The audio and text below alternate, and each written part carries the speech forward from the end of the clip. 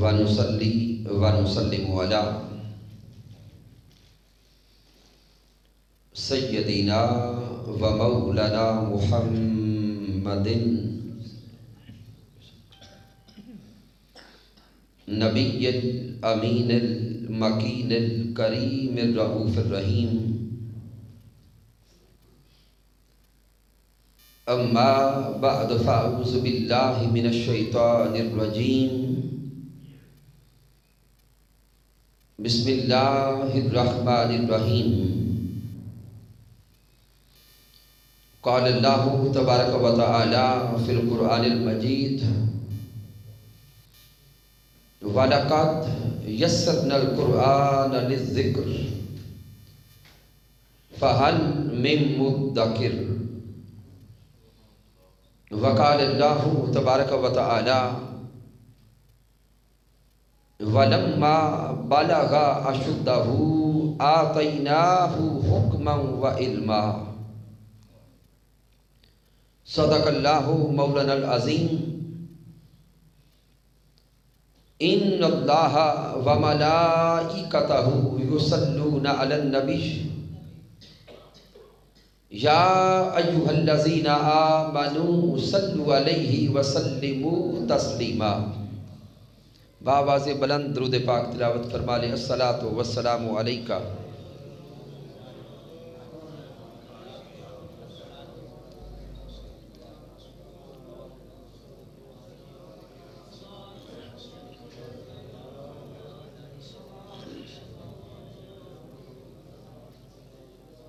اللہ رب العزت کی توفیق سے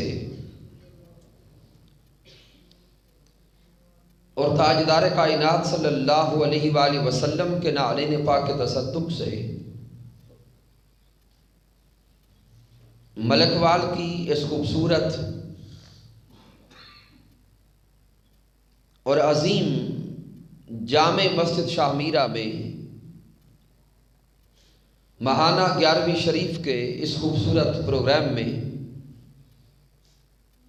تشریف لانے والے جمیع عشاقان مصطفیٰ صلی اللہ علیہ وآلہ وسلم کو مبارکباد پیش کرتا ہوں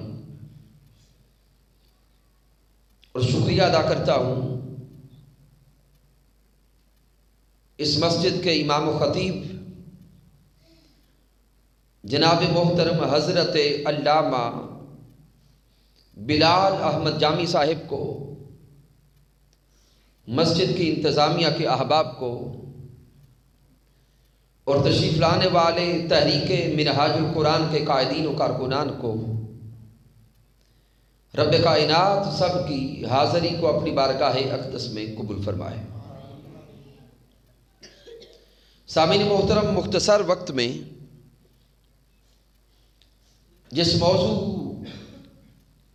کو چنا گیا وہ ہے قرآن اور آج کا نوجوان۔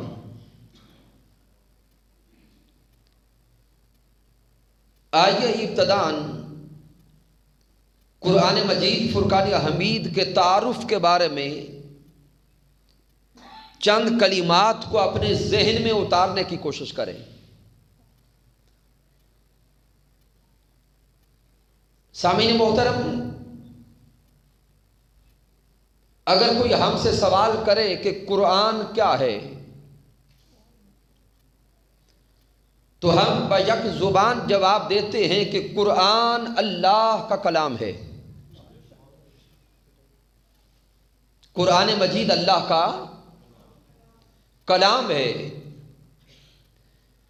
لیکن سیدہ عائشہ صدیقہ رضی اللہ تعالی عنہا اسی کلام کا تعارف کو چھوڑ کرواتی ہیں۔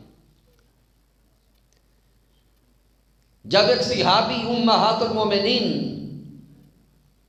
حضرت عائشہ صدیقہ رضی اللہ تعالی عنہا کی بارگاہ میں حاضر ہوئے اور صحابی سوال کرتے ہیں کہ اے امہات المومنین، مجھے بتائیے کہ پیارے محبوب کا اخلاق کیا ہے؟ تو سیدہ عائشہ صدیقہ سوال کرنے والے سے سوال کرتی ہیں، اے محبوب کے اخلاق کے بارے میں پوچھنے والے، کیا تو نے کبھی قرآن کی تلاوت نہیں کی؟ کیا تو نے کبھی قرآن مجید فرقان حمید نہیں پڑھا؟ وہ صحابی عرض کرتے ہیں کہ قرآن کی تلاوت تو میں روز کرتا ہوں۔ تو سیدہ عائشہ صدیقہ پھر جواب دیتی ہیں کہ اے قرآن کی تلاوت کرنے والے اور محبوب کے اخلاق کے بارے میں سوال کرنے والے، پھر یہ جان لے کان خلقہ القرآن، کہ یہ سارے کا سارا قرآن اخلاق مصطفیٰ ہے۔ سارا قرآن اخلاق محمد مصطفیٰ ہے۔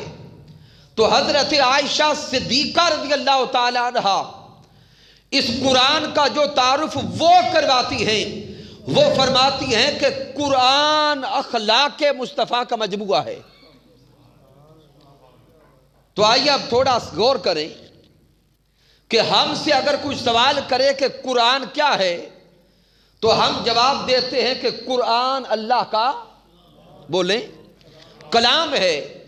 اور سیدہ عائشہ صدیقہ فرماتی ہیں کہ یہی قرآن اخلاق محمد مصطفیٰ ہے۔ اب تھوڑا سا گہرائی میں جا کے اس نقطے کو سمجھنے کی کوشش کریں کہ جب کہا جائے کہ قرآن اللہ کا کلام ہے، تو سامعین محترم، کلام صاحب کلام کی صفت ہوتا ہے۔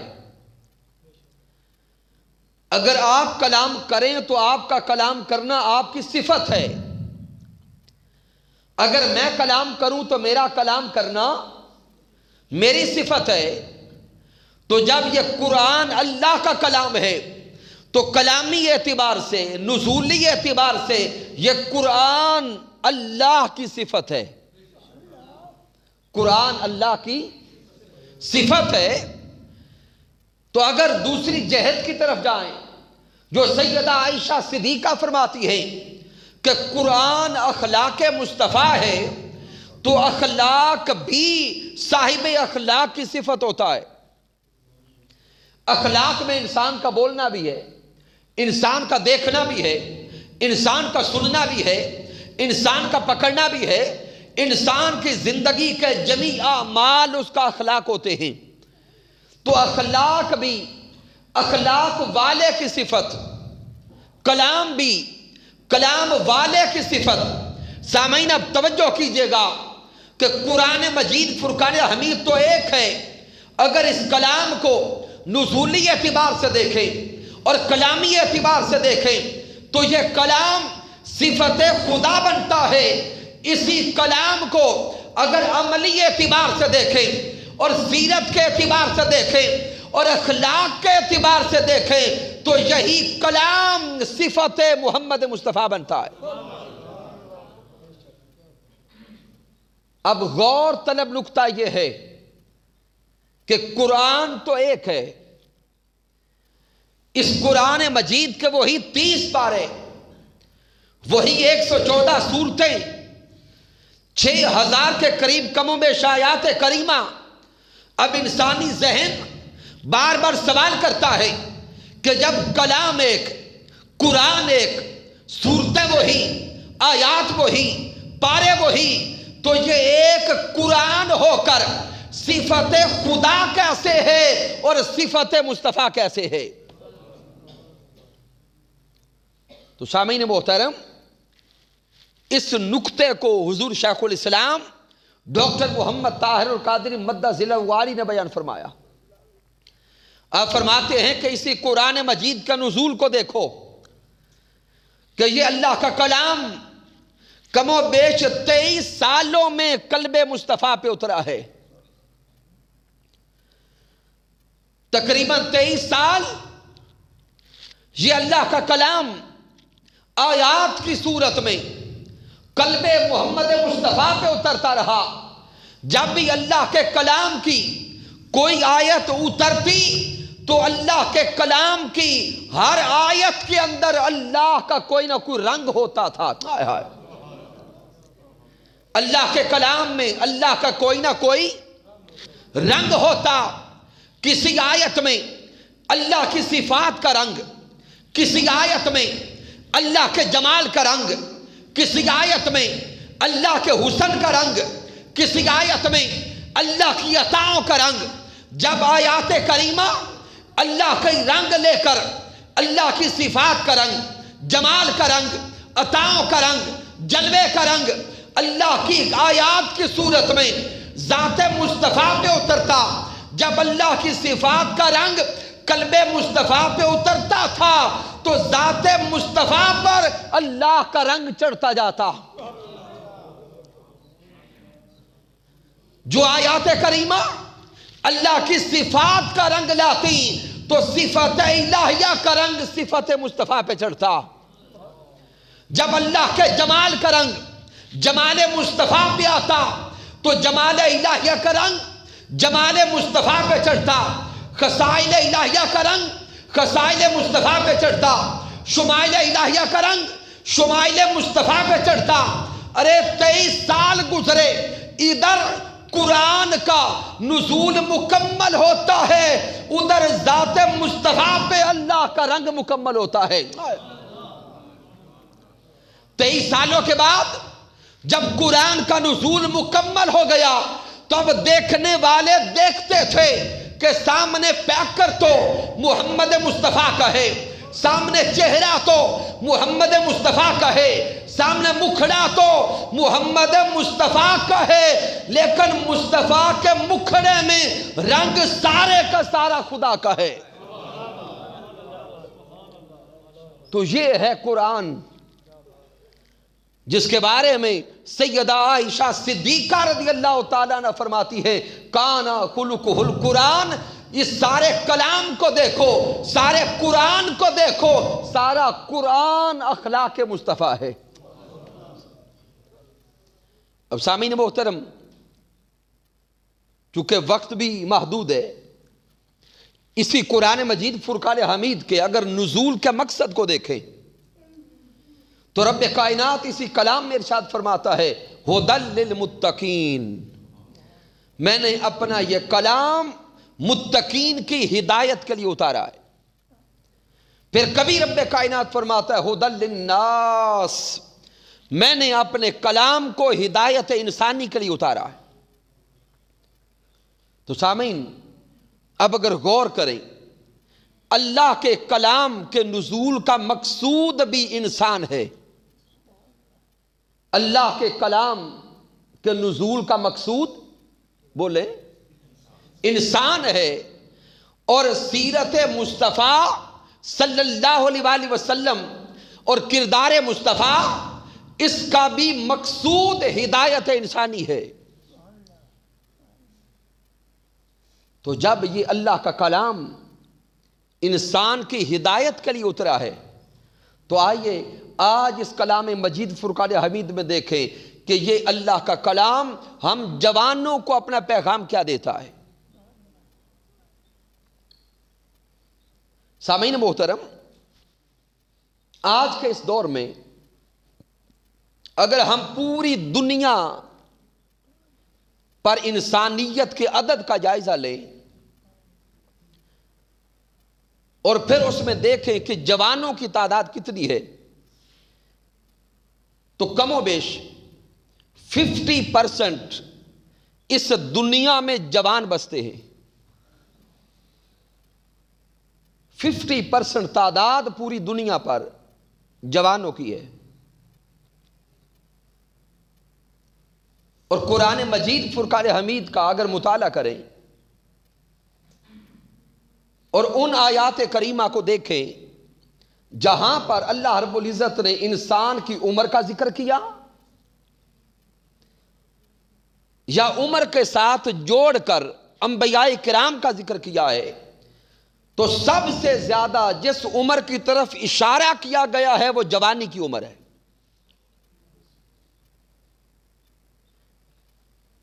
تعلیمات اسلام کا مطالعہ کریں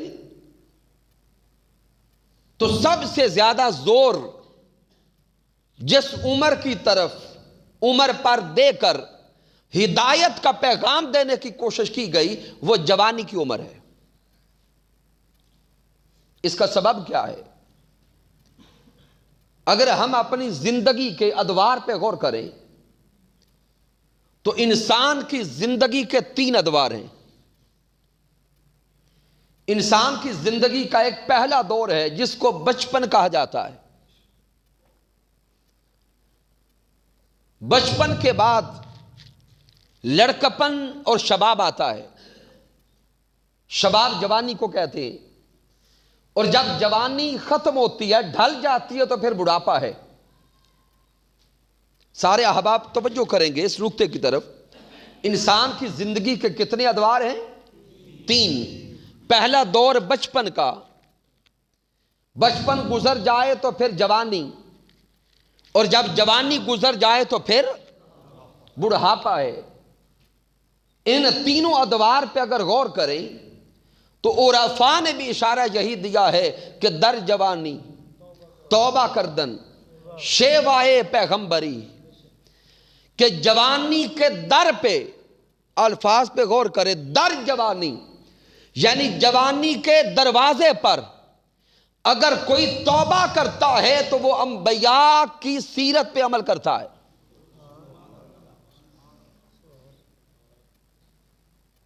تو اب اس عمر کی طرف اشارہ کیوں کیا گیا؟ تو اپنی زندگی کے تینوں ادوار کو اگر دیکھیں، پہلا دور ہے بچپن، دوسرا جوانی، اور تیسرا بولیں بڑھاپا. اب 2 ادوار کو دیکھیں، بچپن کو اور بڑھاپے کو. یہ دونوں دور محتاجی کے دور ہیں. یہ دونوں دور محتاجی کے ہیں. انسان جب پیدا ہوتا ہے، پیدا ہونے سے بچپن تک کی ساری زندگی کو دیکھو، انسان اپنے بچپن کے اندر خود کھانا نہیں کھا سکتا، خود چل نہیں سکتا، خود اپنے کپڑے نہیں پہن سکتا. پھر رب کائنات انسان کو اس بچپن سے نکالتا ہے، آہستہ آہستہ جوانی کی طرف لاتا ہے. پھر جب انسان پر جوانی کی عمر آتی ہے تو وہی انسان جو بچپن میں محتاج تھا وہ ایک کڑیل جوان بنتا ہے، تو اب وہ محتاجوں کا سہارا بنتا ہے. لیکن وہی جوان جب اس کی عمر آگے بڑھتی چلی جاتی ہے تو پھر وہ بڑھاپے کی طرف آتا ہے، پھر محتاج ہو گیا. تو اب ان تینوں ادوار کو دیکھیں. اللہ کے کلام نے اور فرمان محمد مصطفیٰ نے اس جوانی کی عمر پر زیادہ زور اس لیے دیا ہے کہ اس جوانی کی عمر میں اگر کوئی سمر جائے تو وہ اللہ کا ولی بنتا ہے. اب میں قرآن مجید فرقان حمید سے چند اشارے آپ کو دینے لگا. سورۃ یوسف کو پڑھیں، حضرت یوسف علیہ السلام کے واقعہ کو دیکھیں. یہ آیہ کریمہ نمبر 22 ہے سورہ یوسف. رب کائنات نے فرمایا وَلَمَّا بَلَغَ أَشُدَّهُ آتَيْنَاهُ حُکْمًا وَعِلْمًا. رب کائنات نے فرمایا کہ جب یوسف علیہ السلام بالغ ہو گئے، جب جوان ہو گئے، آتَيْنَاهُ حُکْمًا وَعِلْمًا، تو پھر ہم نے ان کو نبوت بھی عطا کر دی اور علم بھی عطا کر دیا، حکمت بھی عطا کر دی، تدبر بھی عطا کر دیا، نبوت کا بھی اظہار کروا دیا، علم تعبیر عطا کر دیا. تو گویا یہاں پر حضرت یوسف علیہ السلام کی جوانی کی عمر کی طرف اشارہ کر کے رب کہتا ہے کہ جب بالغ ہو گئے تو ہم نے علم بھی دیا، نبوت بھی دی، اور تدبیر بھی عطا کر دی، اور تعبیر بھی عطا کر دی. پھر ساتھ ہی اگلی آیت کریمہ میں رب کائنات نے اس واقعے کی طرف اشارہ کیا وَرَوَادَتْهُ الَّتِي هُوَ فِي بَيْتِهَا عَن نَفْسِهِ، کہ جب زلیخا نے حضرت یوسف علیہ السلام کو 7 دروازے بند کر کے اگلے کمرے میں بند کر دیا. توجہ کرنا، اللہ کے کلام کا جو ربط ہے، اس سے پہلی آیت میں فرمایا وَلَمَّا بَلَغَ أَشُدَّهُ، جب یوسف علیہ السلام جوان ہو گئے، پہلے جوانی کا ذکر کیا، اگلی آیت کریمہ میں پھر اس زلیخا کے واقعے کو بیان کیا کہ جب وہ جوان ہو گئے، زلیخا ان کے حسن کو دیکھ کر، جمال کو دیکھ کر جب ان پہ وارفتہ ہو گئی تو ان کو 7 کمروں میں بند کیا. وَغَلَّقَتِ الْأَبْوَابِ، پھر دروازے بند کر دیے. وَقَالَتْ حَيْتَ لَكَ، اور کہنے لگی جلدی آ جاؤ میری خواہش پوری کرو.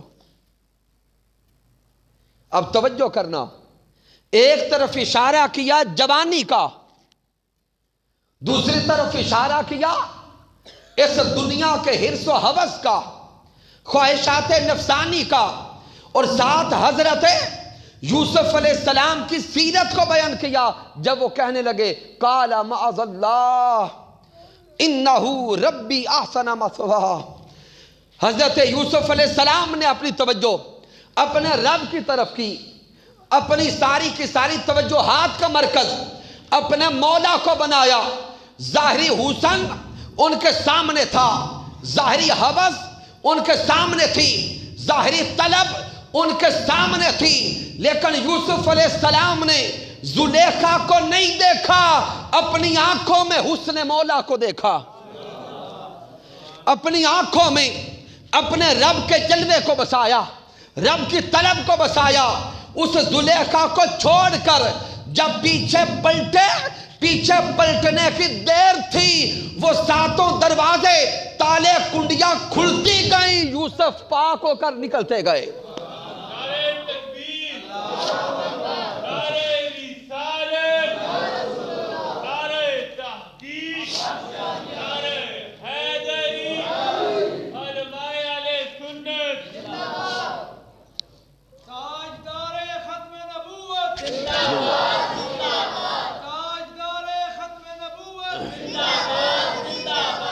تو سامعین محترم، ان آیات کریمہ میں رب کائنات نے جوانی کی عمر کا اشارہ دے کر پھر زلیخا کے واقعہ کو بیان کر کے امت مصطفیٰ کے جوانوں کو پیغام دیا ہے کہ اے میرے محبوب کے امت کے جوانوں، جوانی کی عمر میں دنیا کی ہوس کو چھوڑنا تمہارا کام ہے، دنیا کی بے راہ روی کو چھوڑنا تمہارا کام ہے، اور دنیا کی حرص کو چھوڑ کر رب کی طرف توجہ کرنا تمہارا کام ہے. تم مولا کی طرف توجہ کرتے جاؤ گے، مولا دروازے تمہارے لیے کھولتا چلا جائے گا. یہ پیغام رب کائنات امت مصطفیٰ کو دے رہا، اور یہ دروازے آج بھی کھل سکتے ہیں، بلکہ امت مصطفیٰ صلی اللہ علیہ وآلہ وسلم کے لیے بدرجہ اولا کھل سکتے ہیں. شرط یہ ہے کہ ہم محبوب کے نام کا سہارا لے کر توجہ تو مولا کی طرف کریں. پھر سامعین محترم، سورۃ الانبیاء کا مطالعہ کریں، حضرت ابراہیم علیہ السلام کے واقعہ کو پڑھیں کہ جب حضرت ابراہیم علیہ السلام نے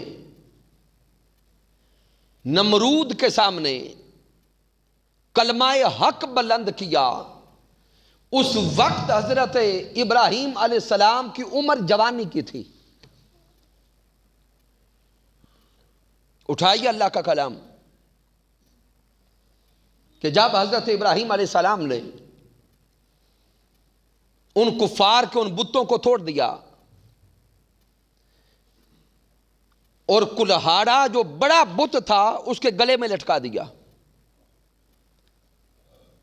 جب اس میلے سے واپس سارے کفار لوٹے، بت خانے کو دیکھا تو سارے خدا ٹوٹے ہوئے، معاذ اللہ، وہ ان کو خدا کہتے تھے، وہ سارے کے سارے ان کے جو ظاہری وہ صنم تھے، بت تھے ٹوٹے ہوئے. تو اب وہ سوچ میں پڑ گئے کہ ہمارے ان بتوں کا یہ حال کس نے کیا ہے. انہوں نے سوچا کہ ہم تو سارے کے سارے میلے پہ تھے. تو اب قرآن مجید کا مطالعہ کریں، سورۃ الانبیاء آیہ کریمہ نمبر 60. اب ان میں سے کچھ لوگ بول کے کہنے لگے قالوا سمعنا فتن، وہ کہتے ہیں کہ ہم نے ایک جوان کو یہ کہتے سنا، یذکرہم، یقال لہ ابراہیم، وہ جوان اس کا نام ابراہیم ہے، وہ ہمارے بتوں کا انکار کرتا ہے۔ تو سامعین میں وقت بچانا چاہتا ہوں، صرف اشارہ دینا چاہتا ہوں، غور کریں یہاں پر بھی جب وہ بات کرنے لگے تو کہنے لگے قالوا سمعنا فتن، ہم نے ایک جوان کو بتوں کے خلاف باتیں کرتے سنا۔ کس کو بولے؟ جوان کو، نام بعد میں لیا، یقال لہ ابراہیم، اس کا نام ابراہیم ہے۔ تو اب یہ باتیں تو کفار کی ہیں، ذہن میں سوال آتا ہے کہ جب کفار آپس میں کلام کر رہے تھے، یہ جملہ کفار کا ہے، قالوا سمعنا فتن، کہ وہ کفار آپس میں کہہ رہے تھے کہ ہم نے ایک جوان کو بتوں کے خلاف باتیں کرتے سنا۔ تو کفار کا جملہ رب کائنات قرآن میں کیوں لے کے آیا؟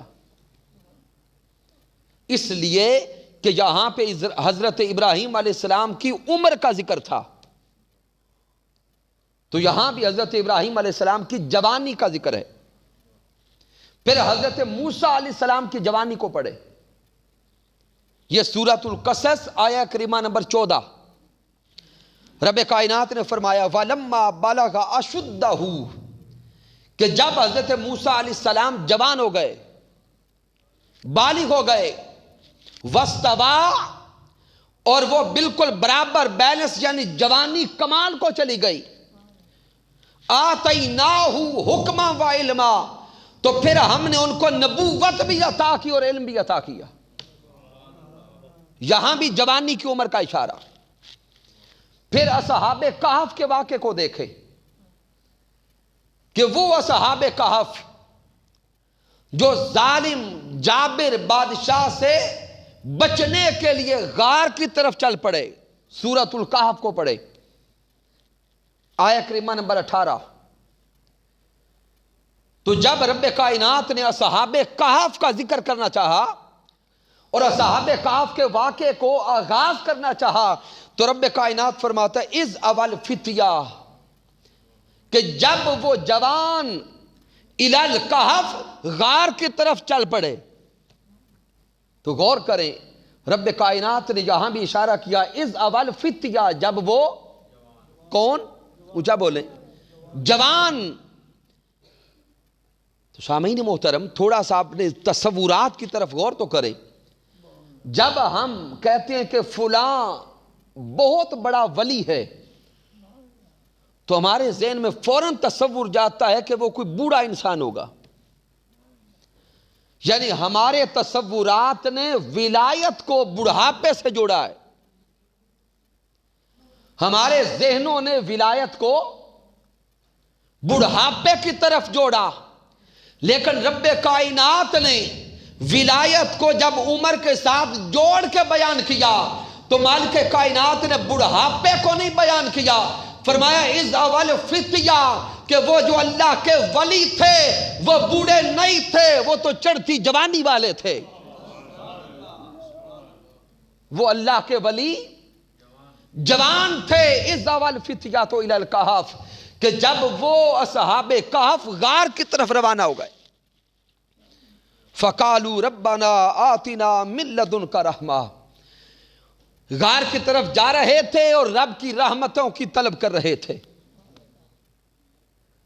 سامعین محترم جو اشارہ دینا چاہتا ہوں اللہ کے کلام سے کہ اللہ رب العزت نے اپنے کلام مجید کے اندر جب انسانی عمروں کو بیان کرنا چاہا تو سب سے زیادہ توجہ جو دی ہے وہ جوانی کی عمر کی طرف دی ہے۔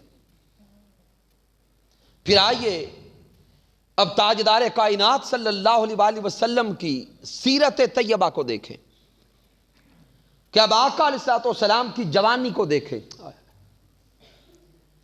سامعین جب میرے محبوب علیہ السلام کی عمر مبارک 20 سال ہوئی، آقا کی عمر مبارک 20 سال ہوئی، تو میرے آقا کی زندگی کا ایک نایاب واقعہ پیش آیا جس کو حلف الفضول کہتے ہیں۔ حلف الفضول یہ ایک معاہدہ تھا جس کو امن معاہدہ کہتے ہیں۔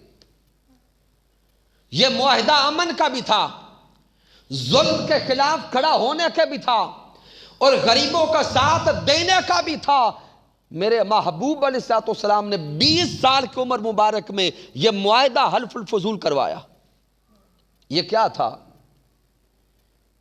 کہ مکہ المکرمہ سے باہر سے کچھ مسافر آئے، ان کو مکہ میں کچھ طاقتور لوگوں نے لوٹ لیا، طاقتور لوگوں نے لوٹ لیا۔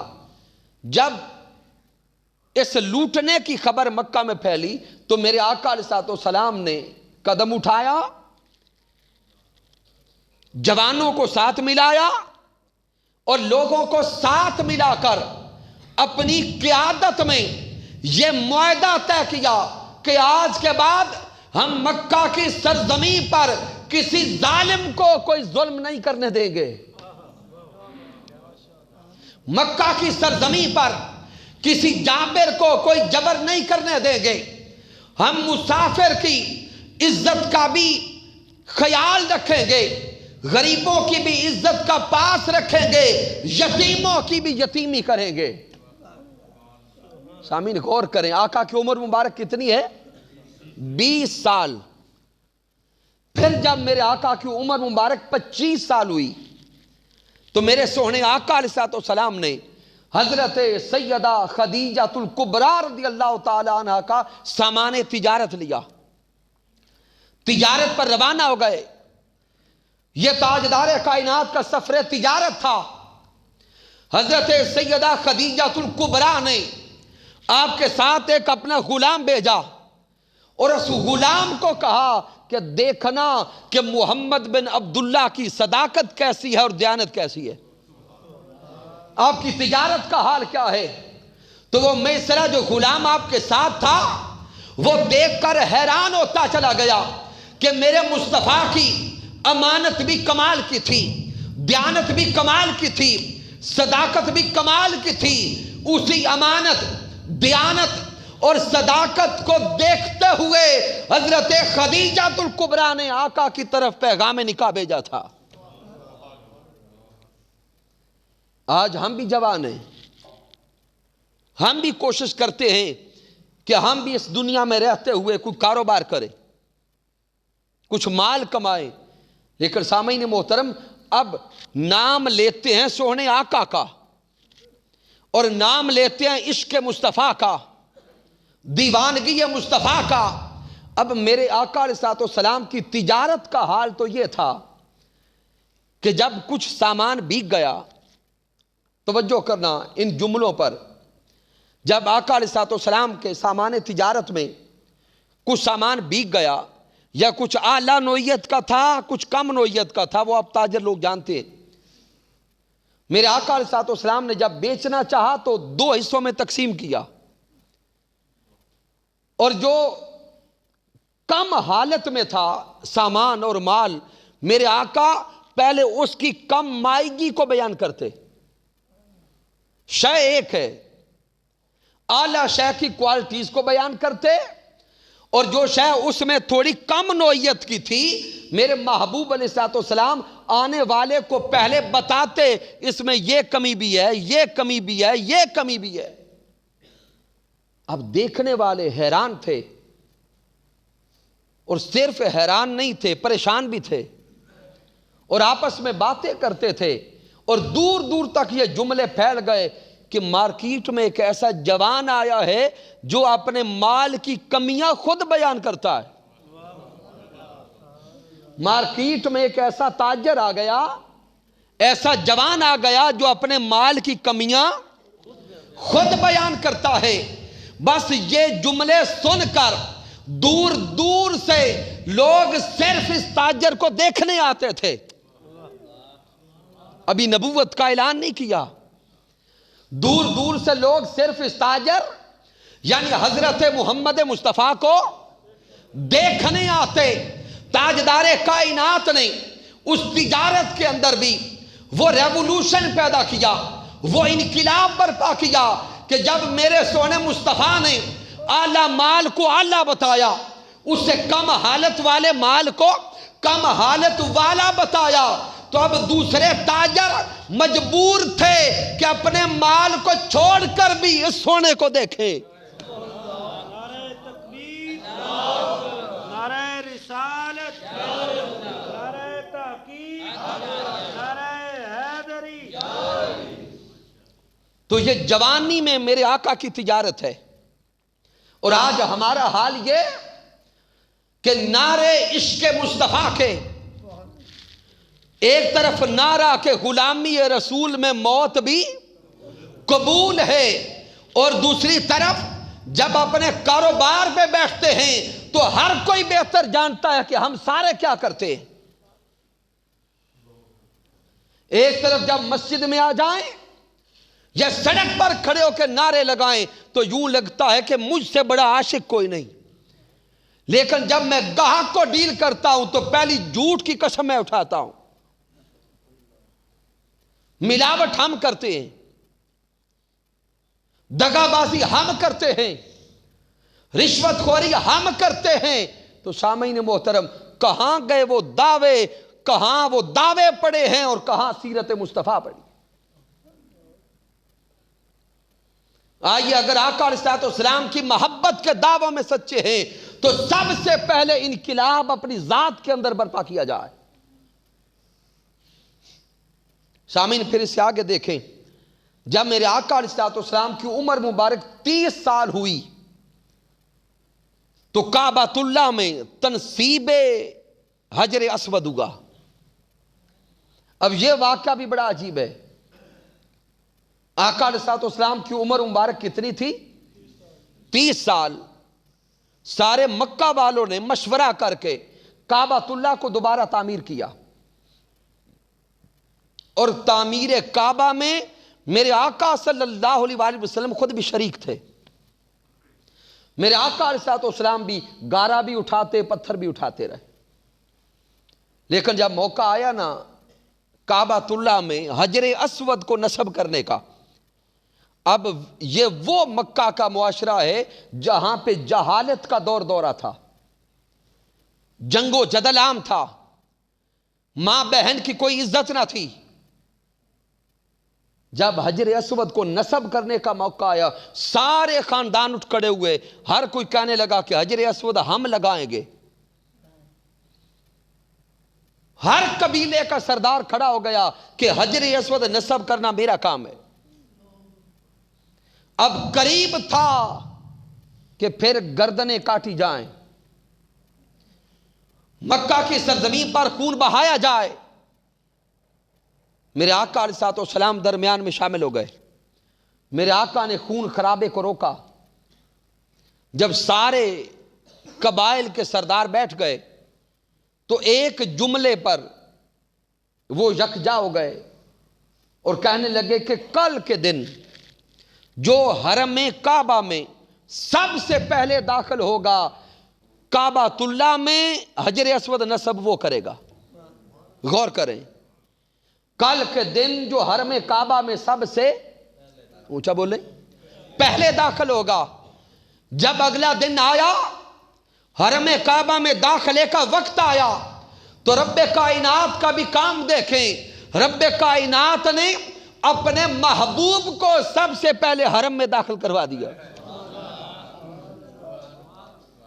اب وہ مکہ کے سارے سردار اکٹھے ہو کے کہنے لگے کہ اس جوان کی تنصیب پر ہم سارے متفق ہیں، کیونکہ یہ جوان صادق بھی ہے، الامین بھی ہے۔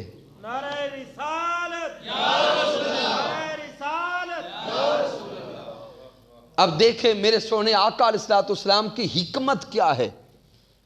میرے آقا علیہ السلام کا اب یہ حق تھا کہ آقا خود اکیلے حجر اسود کو نصب فرماتے، لیکن میرے آقا نے خود ایسا نہیں کیا، بلکہ میرے آقا نے فرمایا کہ چادر بچھاؤ۔ آئے ہائے، میرے آقا نے چادر بچھوائی، اس چادر پر اپنے سونے سونے ہاتھوں سے حجر اسود کو رکھا، سارے قبائل کے سرداروں کو بلایا۔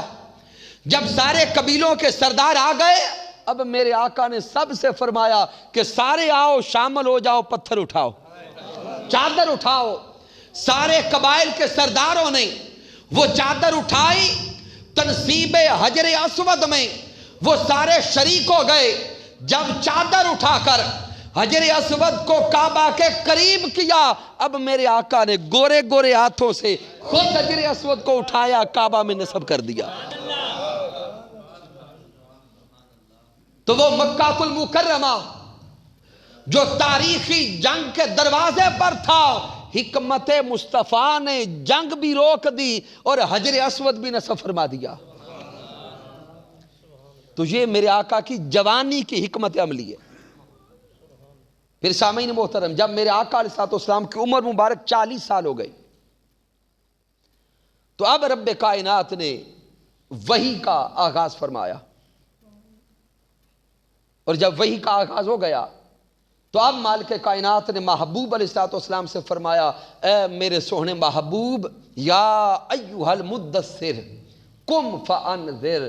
محبوب اب یہ پیغام اپنوں پرایوں سب تک پہنچانا شروع کر دے, قریبیوں سے آغاز کرے. میرے آقا علیہ السلام نے کوہ صفا پر مکہ کے سارے سرداروں کو بلا لیا. اختتام کی طرف آ گیا ہوں. کوہ صفا پر آقا نے مکہ کے سارے سرداروں کو بلا لیا. وہاں پہ ابو جہل بھی آ گیا, ابو لہب آ گیا, عتبہ آ گیا, شیبہ آ گیا, سارے کے سارے مکہ کے کفار اور سردار آ گئے. میرے آقا ہیں کوہ صفا پر, تاجدار کائنات صلی اللہ علیہ وآلہ وسلم کوہ صفا پر ہیں. کفار سے میرے آقا خطاب کرتے ہیں, اے مکہ کے کافرو, اگر میں یہ کہوں کہ پہاڑ کی دوسری طرف سے کوئی لشکر حملہ کرنے والا ہے تو کیا مان لو گے؟ سارے کفار نے بیک زبان کہا, ہم سارے کے سارے بولیں مان لیں گے. اب جب سارے وہ مان گئے تو اب میرے آقا علیہ السلام نے اپنی نبوت کا اعلان فرمایا.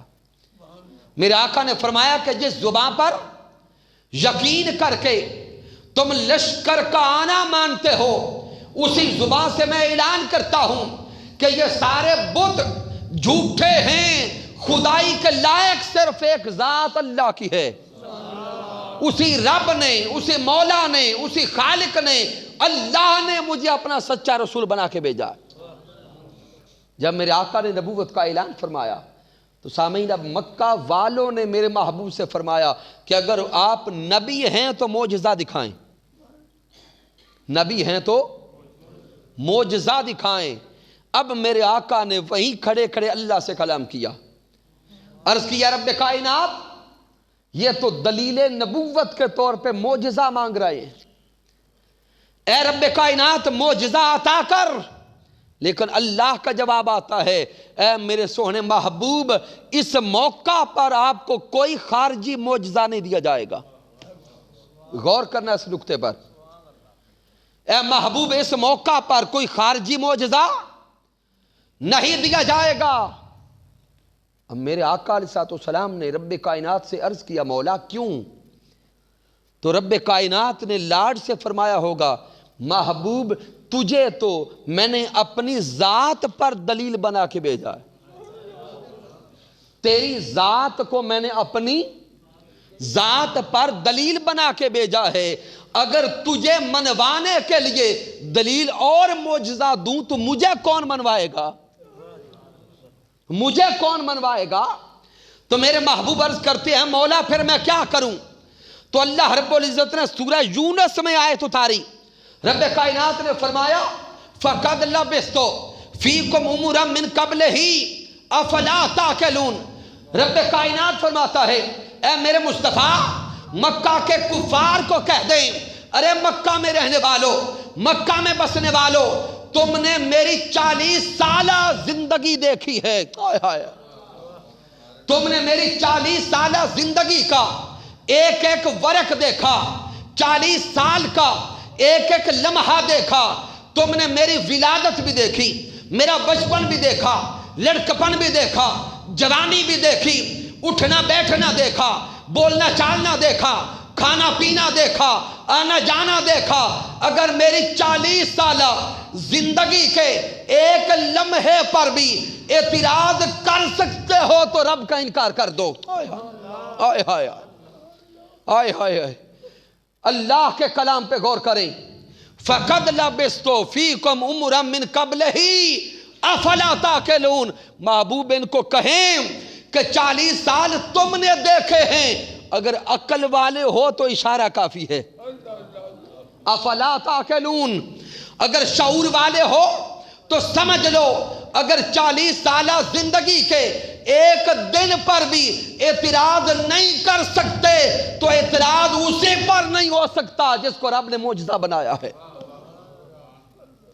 گویا رب کائنات نے بالفاظ دیگر یہ پیغام دیا محبوب کو، اے سوہنے مصطفیٰ، ہم آپ کو کوئی خارجی معجزہ نہیں دیں گے، ہم نے پچھلے سب انبیاء کو معجزات عطا کیے، دلیل نبوت کے طور پر بڑے بڑے معجزات عطا کیے، لیکن اے سوہنے مصطفیٰ ہم نے آپ کو معجزہ دے کر نہیں بھیجا. الفاظ پہ غور کرنا. اللہ نے فرمایا ہوگا اے میرے محبوب ہم نے آپ کو معجزہ دے کر نہیں بھیجا، ہم نے آپ کی ذات کو سر سے لے کر پاؤں تک معجزہ بنا کے بھیجا ہے. معجزہ دینا اور ہوتا ہے، معجزہ بنانا اور ہوتا ہے. اے میرے محبوب آپ کی ذات معجزہ، آپ کی ولادت معجزہ، آپ کا بچپن معجزہ، لڑکپن معجزہ، جوانی معجزہ، آنا معجزہ، جانا معجزہ، سننا معجزہ، پڑھنا معجزہ، سنانا معجزہ.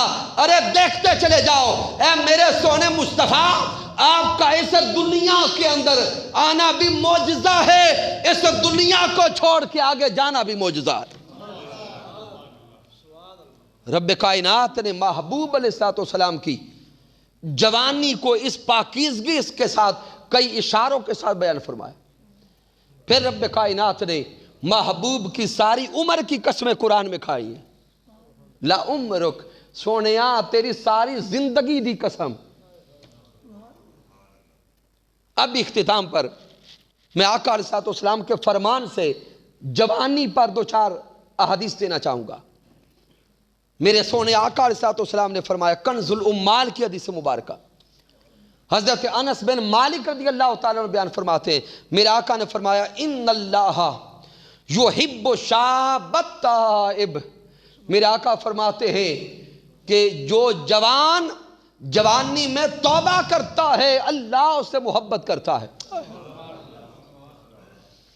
جو جوانی میں توبہ کرے اللہ اس سے محبت فرماتا ہے. سامعین سوچے نا، ہم تو مرتے ہیں کہ اللہ سے محبت کریں، تو میرے آقا فرماتے ہیں جوانی میں توبہ تم کرو اللہ کے محبوب ہو جاؤ گے. پھر میرے آقا علیہ السلام نے فرمایا، حضرت عبداللہ ابن مسعود رضی اللہ تعالیٰ عنہ سے روایت ہے، امام ترمذی اس حدیث پاک کو لائے، میرے آقا نے فرمایا کہ قیامت کے دن جب تک کوئی انسان اللہ کے 5 سوالوں کا جواب نہ دے لے تب تک وہ میزان سے نہیں ہٹ سکے گا. آئیے ہم سارے کے سارے تصورات میں لائیں کہ وہ وقت کیسا ہوگا کہ رب کائنات کی بارگاہ ہوگی. آقا نے فرمایا کہ جب تک کوئی انسان ان 5 سوالوں کا جواب نہ دے لے وہ میزان سے نہیں ہٹ سکے گا.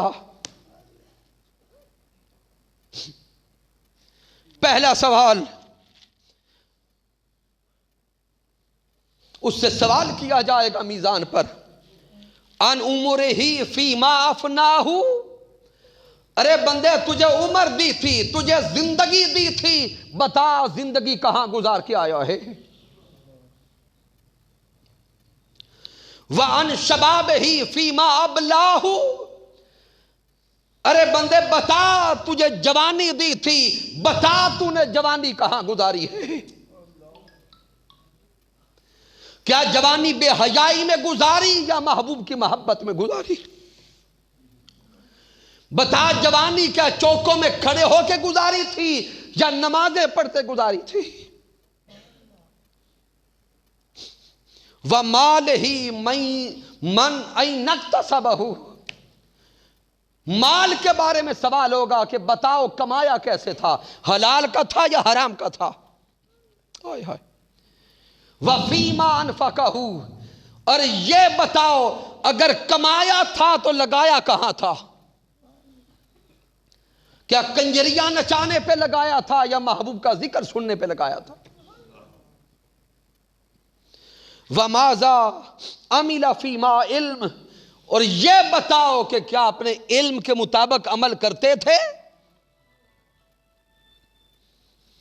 آئیے ہر کوئی اپنے من میں ڈوب کر سوچے تو صحیح ہم کرتے کیا ہے.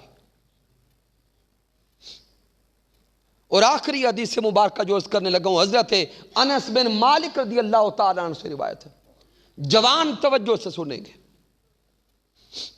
میرے آقا علیہ الصلوۃ والسلام نے فرمایا کہ ما اکرم شاب شیخا لسنہ، میرے آقا نے فرمایا کہ وہ جوان جو بوڑھوں کی عزت ان کے بڑھاپے کی وجہ سے کرتا ہے. ہائے ہائے ہائے، وہ جوان جو بوڑھوں کی عزت ان کے بڑھاپے کی وجہ سے کرتا ہے.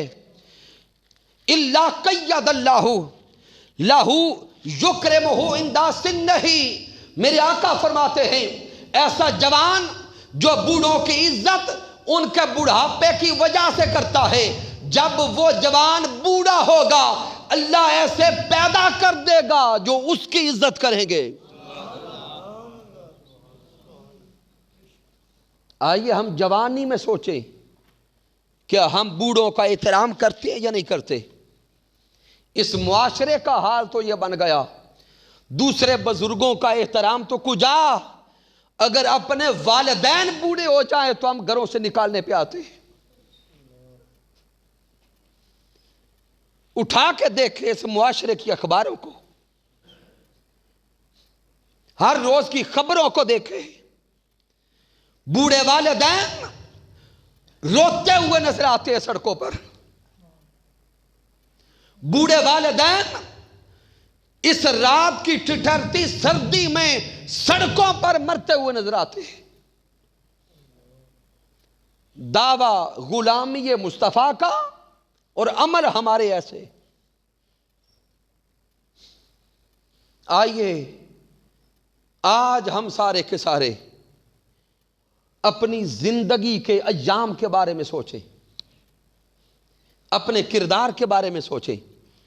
جس سوہنے نبی کا کلمہ پڑھا ہے، آئیے اس نبی کی سیرت پر عمل کرنا سیکھیں، باعمل ہو جائیں، امن اور اخلاق کے ساتھ تاجدار کائنات صلی اللہ علیہ وسلم کی تعلیمات کو آگے پڑھانا اور بڑھانا سیکھیں. میں معذرت چاہتا ہوں اگر کسی ساتھی کے دل پر کوئی بات کوئی جملہ گراں گزرا ہو. مقصود دل توڑنا نہیں ہے، مقصود دلوں کو جوڑنا بھی ہے، اپنے کردار کو سنوارنا بھی ہے. میں بار دیگر شکریہ ادا کرتا ہوں اس مسجد کی انتظامیہ کے جمی ساتھیوں کا، جناب محترم حضرت علامہ بلال احمد جامی صاحب کا، کہ جن کی وساطت سے آپ احباب کی زیارت نصیب ہو رہی ہے. رب کائنات کی بارگاہ میں دعا کرتے ہیں کہ اللہ رب العزت ہم سب کو عمل کرنے کی توفیق عطا فرمائے. کی محمد سے وفا تو نے تو ہم تیرے ہیں، یہ جہاں چیز ہے کیا لوح و قلم تیرے ہیں.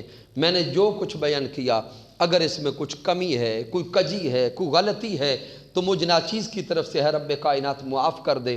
اگر اس میں کوئی اچھائی اور کمال ہے تو اللہ کی عزت کی قسم میرا کوئی کمال نہیں، میرے اللہ کا کرم ہے، آقا علیہ الصلوۃ والسلام کی رحمت ہے، اور میرے قائد، میرے مربی، میرے استاذ حضور شیخ الاسلام ڈاکٹر محمد طاہر القادری مدظ اللہ والی کی صحبت کا فیضان ہے. وما علینا الا البلاغ المبین.